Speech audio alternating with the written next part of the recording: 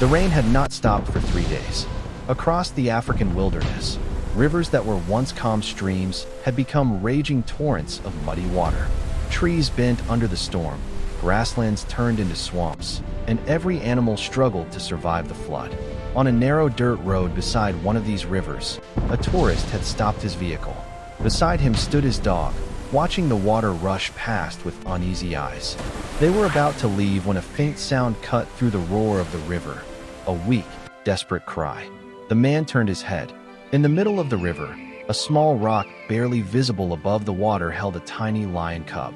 Its fur was soaked, its legs trembled, and every wave threatened to pull it away. The cub cried again, its voice almost lost in the storm. The man ran to the riverbank and stretched out his arm, but the current was too strong. One step closer, and he nearly lost his balance. If he entered the river, both he and the cub would be swept away. He backed up, breathing hard, and looked around desperately for a rope, a branch, anything. There was nothing. The cub was alone, and time was running out. Then, without warning, the dog jumped.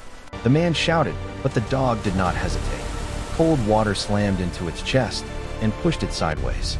The current dragged its legs downstream. For a moment, it disappeared under the surface, and the man's heart stopped.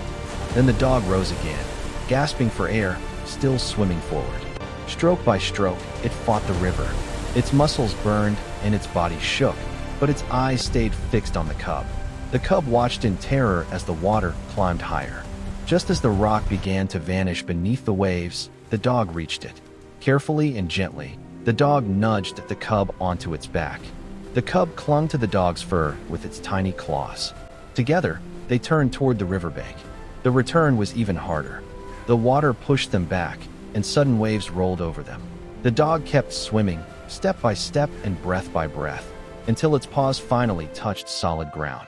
The man rushed forward and pulled the cub from the dog's back. He wrapped the cub in his jacket and fell to his knees. The cub was alive. The dog collapsed beside him, exhausted and shaking. For a moment, there was only the sound of the river and heavy breathing. Then the grass behind them moved.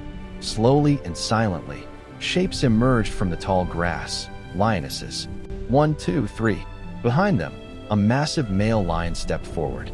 His mane was wet from the rain, and his eyes were calm but powerful. The man froze. He knew what lions did to threats. Holding the cub tightly, though weak, the dog stood up and placed itself in front of the cub. Its legs trembled, but it did not move away. The lion stopped only a few steps away. The mother lion walked forward, her eyes locked onto her cub. The air was heavy with tension. Then the great male lion did something no one expected. He lowered his head, not in anger, but in respect. The lionesses followed. One by one, they bowed their heads.